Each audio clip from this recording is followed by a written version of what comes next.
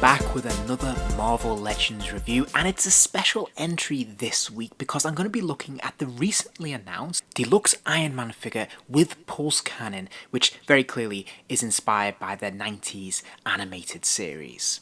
Now, it was less than a month ago when this figure was first announced at the Hasbro Pulse Con, and yet here it is in my hands. So this was a real surprise then, and it's an even bigger surprise that it made it out so fast, considering I had no knowledge of this figure being produced or on the cards before that event. I should also point out that this figure is very heavy on the nostalgia. It's clearly made for people like me who grew up in the 90s and has such strong affection for both the animated series and the ToyBiz action figures which were made during the 90s. But this figure has been released before. In fact, it was released just last year as part of the Iron Man wave, or the Ursa Major Build-A-Figure wave, where we had the modular Iron Man. Now, the paint apps were very, very different, as we'll see a little bit later, and the head sculpt was very slightly different too, which we'll also take a look at. But I did want to point out that this figure already exists, and this is essentially a repaint of that figure with a few extra accessories thrown in. Now, this figure did come with a very hefty price tag for this line, and I'll talk about whether it was justified at the end of this video. So let's start with the packaging, and there's actually quite a lot of packaging with this particular release. First of all, we have this giant oversized cardboard box. The design very clearly trying to replicate the look and feel of the ToyBiz 90s figures. We have that purple background with the sort of blue purpley lines sort of stretched across in the distance there. We have that image of Iron Man popping out at the very bottom of the packaging, which is a wonderful image. I really love this. And of course we have the Iron Man logo from that animated series there, up large at the top of the packaging. And of course we have this image of what the packaging contains, so we can see the action figure that is contained within the packaging here. So this is all exciting stuff. This looks really nice. You can put this on display and I think it looks really very fun. The side panel is nice and chunky, and the design is pretty consistent with what we've already seen on the front of the packaging here, but this looks pretty good. Again, if you want to put this on your shelf, this is going to stand out and be quite impactful. Meanwhile, on the reverse of the packaging, again, they've definitely tried to replicate what we used to get with the Iron Man series in the 90s. We have at the very top right hand corner this sort of ID card, so we can see a little bit of bio about the character. We have the portrait of the character there as well. I think this is really nice, a lovely little throwback, a lovely little detail that works really well and is very nostalgic and fun. Of course, we have the Iron Man logo and big chunky font there as well, which is really fun. And then we have this border around the edge of the packaging, which is that sort of metal panel, which again works really well, very reminiscent of what we used to get. Then in the centre of the packaging, rather than seeing other figures available in this line as we would have got, what we get is a sort of blueprint of the bits and pieces that are included inside the packaging. Once we open this box up, we find there's an extra couple of boxes inside. So we have this sort of standard single card, which is beautiful. I love this. They've really wonderfully repurposed what we used to get in the 90s, except of course it is scaled up. We've seen this in other lines. We've seen it with the Spider-Man animated series, and we've seen it with the Fantastic Four series as well. I really like this approach. I think it's wonderful. It's great for long-time collectors like myself who, as I said, have that real strong nostalgia kick to the early 90s. So this is fantastic. I think they've just perfectly captured what we used to get, and I think it's a really attractive package. Actually, we can see obviously the figure inside there is bright and colourful. We can see all the bits and pieces he comes with, and as I said, the original packaging itself is really eye-catching naturally anyway, so this looks fantastic on the wall. The reverse of this card is very similar to what we saw on the reverse of the back of the packaging itself in the big box, except this time the blueprint, or yellow print, here is slightly different because this is focused purely on the figure itself and has no mention of the cannon. And speaking of the cannon, it gets its own little box as well. Again, we have the consistent design, the background there, the purple, the blue lines, we have the Iron Man logo, and this time we have an image of the cannon inside the packaging. So obviously this is a much smaller, more narrow, oblong sort of shaped box, but quite a nice touch and unexpected. Again, the side panel here, we have the image of Iron Man, which I love, and the logo. This is absolutely just lovely stuff. I love how this is just condensed into one fantastic image here. And then finally on the flip, we have another yellow print of the cannon itself and the stand and the laser fire effect that it comes with as well. So, looking at the figure himself, well, the first thing that you're going to be struck by this figure is how bright and colourful he was. I wasn't prepared for this fantastic colour scheme. I'd seen photos, of course, but I didn't realise just how bright he was going to be.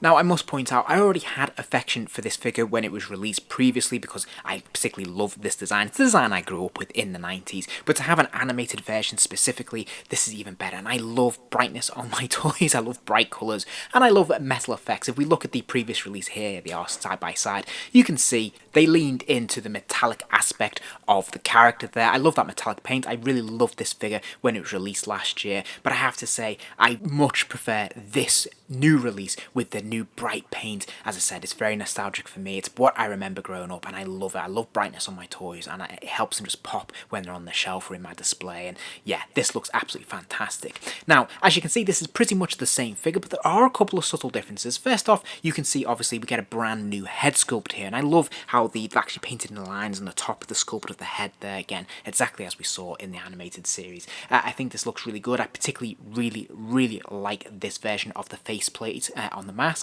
I think this works really well, and I think this looks really good. Now, we do also get the alternative head that we see on the modular release, and we'll look at that a little bit later. The only other key difference with this figure is the fact that the chest piece there is actually indented here. So this time it is, you can actually put your finger in there, and the reason for that is because we can add one of the special effects a little bit later, and I'll show you what that looks like. But this actually has a bit more depth and texture to it now than it did previously. So again, I actually prefer this. I think this works a lot better. It just makes it feel a little bit more authentic, a bit more real, has a bit more depth to it than we got on the modular Iron Man release first time around. Other than that, the figure is pretty much identical to that first release, but it was a fantastic release anyway. So if you didn't get that particular version and you like this, it is absolutely worth your time picking up because it is a fantastic figure. I love all the details. I love the various pads on his gauntlets, on the side of his legs there as well. I just think they've caught this likeness very well from what we see in the comics or in the animated series, and I think it's a really nice paint job that they've done on this one in particular. The only criticism I might have of this particular version of the figure, though, is that they haven't opted for any cell shading to really clearly define it as being as part of the animated run. They do this with a lot of their animated series figures, if we look at, say, the X-Men line in particular, but they've also started to do it with some of their Spider-Man releases as well. I really like the cell shading approach. It definitely replicates what we see in the animated series, and I think it works really well. So I think it's a little bit disappointing we don't have that here. The other major disappointment about this is the fact that we seem to have a collection now that's a little bit of a mismatch and isn't very consistent, and I want a consistent approach to my figures so they can be clearly defined as being part of the animated series or comic book versions of the character. Now, ultimately, it's not the end of the world, but it does make it a little bit inconsistent, and I wish they just would stick to one approach going forwards. But as I said, a fantastic sculpt all in all. I particularly like the boots and the way they're cut diagonally at the top there. It looks really nice, and I love these primary colours that they've used and moulded the plastic in. He fares pretty well when it comes to articulation. He's got a ball joint in the head, so he can move his head all the way around and look up and down. There's also a ball joint in the neck as well. Now, this is a little bit stiff and a bit more difficult to get use out of, but if you persevere, you're able to get him to look a pretty good healthy distance up and down and side to side. Now, we've got ball joints in his shoulders as well, so his arms do click all the way up and out. There's a complementary bicep swivel there as well, and double jointed elbow, so he can get that arm right the way back to his head there. Thankfully, he has a pin swivel in the wrist, so his wrist will rotate 360 degrees, and of course that hinges up and down as well. He has a straight swivel at the waist, so he can move from side to side, but he's also got an ab crunch in the centre of his body there, so that means he can bend forwards and backwards a really healthy distance. Now, there's ball joints in the legs, of course, those thighs kick out to the side. There's a thigh swivel at the very top of the leg there, and then there's also a boot cut swivel at the very bottom of the leg at the boot there. The legs also kick forwards and backwards, and there is another double joint at the knee, so the lower leg can kick all the way back. And then finally, there is an ankle pivot there. There's a ball joint in the ankle that allows the foot to hinge forwards and backwards, but also swivel from side to side. He also comes with quite a few fun accessories, including an extra helmeted head, a Tony Stark head, and I particularly like this look with the long hair again, taken directly from the animated series, an additional 2 pairs of hands, grasping hands and open palms, and then he has this energy beam build-up pulse, I think, for lack of a better description, and a uni beam. All in all, a fairly definitive set of accessories when it comes to this particular character. I think really great to have these different hands. I can't really think of any other hands I would want for this character. Having the open palm for the blast is perfect. Having the grasping hand is also really nice, and a new addition, that not one we usually get, to be honest, in this line these days, which is nice to see. And then of course having the closed fist as well is great stuff. It's also nice to see that they included the modular Iron Man head sculpt here as well. They didn't have to do that, but it's a nice little fun extra to have. I really love this Tony Stark head sculpt. It's the first time we've had a Tony Stark with long hair, I believe, in this line. Again, really lovely to see something that's quite specific to the animated series. I think this is really, really fun. So I've long wanted this, and I'm really glad to finally have it. I think this works really, really well. The Pulse Blast only works with the fisted hand, which slides inside it. I think this looks pretty cool. It looks pretty dynamic. I like the way they've painted it as well. There's some transparent parts that let the light shine through, and then there's a nice sort of white paint wash running through it as well, so it gives it a bit of a textured look. I think it's quite cool. It's not strictly necessary, but it's a nice new effect that we've not had before. My personal favourite though is the new Unibeam effect. I love this. I think this works really, really well. Again, nice to have some clear translucent plastic with some nice white paint wash going over the top layer of the central part of the figure. This just slides into the chest piece and works really quite well. So this gives it a lot of texture. It looks really dynamic, and I think the contrast of the blue against the bright red and yellow works really, really well. I think this is really quite dramatic and effective. Now, before I move on to look at the pulse cannon, I just want to quickly put these two figures side by side. Of course, on the right hand side you can see the modular Iron Man that was released last year, and of course this is the brand new release here with the new head sculpt and new paint scheme. As you can see, it is exactly the same figure. It's really just very little subtle changes when it comes to the paint taps, and what a big difference those paint taps make though. I mean, I think this is shows just in stark contrast just what a difference paint taps can make to a figure. As I said, for me personally, I really love both these figures actually. I really love the metallic effect on the right, but I'm particularly fond of this very bright approach because I like my figures bright and colourful, and I think this works really well. Okay, so the other big part of this release, and really what I suppose is justifying the deluxe nature of this release, is this giant pulse cannon. Now, the pulse cannon comes with its own stand. It also comes with its own blast effect as well, which goes on the end. But it is all one piece. It is all pretty nicely sculpted. I don't remember if this was actually ever in the animated series specifically, or if it's simply been made up by Hasbro. I'm leaning towards the latter because when we look at the original ToyBiz release from the 90s, we can see that the plasma cannon is no more than an extra arm piece that went on his wrist there, rather than this big deluxe piece here. So I think probably Hasbro have let their imagination fly with this. Overall, it's nicely sculpted, and there's some places where there's some decent paint apps as well. It does feel a little bit toneless, a little bit grey and a bit dull all in all. Would have been nice if we had a bit more colour on this. We can see some like the red buttons and switches, which is quite nice, and there's two tones of grey going on it. The most colour we see is at the end here, where we have this sort of bit of pink, which is a really nice look. And I think, you know, if they just enhanced this a little bit more, that would have been fun. Or if there'd been something else that would have made this a bit more interesting, then that would have been great. As it is, it feels a little bit unnecessary, especially since this is probably what's really driving the sense of this being a deluxe figure, when in truth I probably would have preferred to just had, say, an Iron Man alcove where we could have put different Iron Man suits, or maybe even had that fantastic briefcase that Tony Stark comes with. That would have been a really cool extra. Or perhaps even just two figures together, one in the Iron Man costume and one as Tony Stark in his suit. I think that would have been really cool. But yeah, sadly that wasn't meant to be. We got this instead. I do think this is a nice fun prop, but this doesn't feel like it's really necessary for Iron Man. It doesn't really feel like it adds an awful lot to Iron Man's world in particular. It's a nice display piece, but it feels a little bit unnecessary.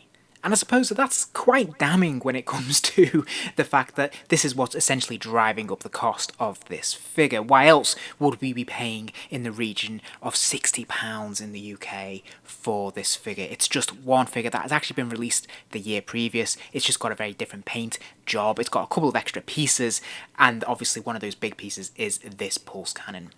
In terms of my star rating, I'm going to give it 4 stars. Now, in truth, I actually think the figure is probably closer to a 5-star release. I really, really like this figure. If we're judging the figure based on its own merits, then I think there's nothing wrong with this figure at all. In fact, I love it to bits. I love this paint scheme that he's got. I love that it's bright and colourful. I love the articulation. I can't fault it. It's got everything I could possibly want, and it does everything I need it to do. I think it looks fantastic. I think if we throw in some of these extras that he's got here, particularly this uni-beam, for example, all the different extra hands, you know, it's pretty much spot on. I mean, I cannot really fault the figure itself because I think it's brilliant. But I do have to factor in the price on this one because the figure itself already exists. It is just a repaint job and, of course, a couple of extra new accessories thrown in there. I don't think that those new accessories justify the price point. Even the pulse cannon itself, although it's brand new, it's quite sizable and it's a nice chunky extra to put in any diorama or any display. I don't think it's that impressive. I don't think it warrants the price point. Essentially, it doesn't particularly do anything. It's not a much sought after item. It's not something we've been waiting for a long time. I just think it's nice as an extra, but when we think that this is costing more than, say, one of those fancy Build-A-Figure re-releases we've seen recently, such as Ulik the Troll or the Maestro Hulk or even MODOK for that matter, this obviously costs significantly more than any of those, and I don't really feel like it offers an awful lot more in truth. And as I said, there'd been something very unique about this that made this must-have. So for me, having like a couple of different Iron Men in there would have made it a lot more fun. Having the Iron Man alcove, having that suit prop would have been really, really fun. I think what would have made this an essential purchase for me is if they'd actually done the animated version of the Mandarin. I'm still hoping that we'll get that figure eventually. It's on my my wish list, and I think this would have been perfect for that. I think this could have been, you know, much more justifiable because I think a lot of people like myself would be very hungry for that set. As it is, this does feel a little bit, I don't know, a bit of a cash grab, really, I think, from Hasbro's point of view. That said, I'm not sorry that I picked it up. I think this is a fantastic figure, and I really, really like it. But I do think, you know, using the pulse cannon as the excuse to sort of drive the cost up on this, when we could have just had a retro figure, single-carded release for about £30, then that would have been a lot better and a lot more affordable and a lot more agreeable. So for that, I've got to remove a star. Otherwise, in terms of the figure itself, I think it's pretty much pitch perfect. I can't ask more from it. I think it's a fantastic sculpt, wonderful figure all in all. It's just, it's the wider context that is removing that star for me. If you enjoyed this video, please do give it a like and remember to subscribe, as there'll be plenty more videos soon.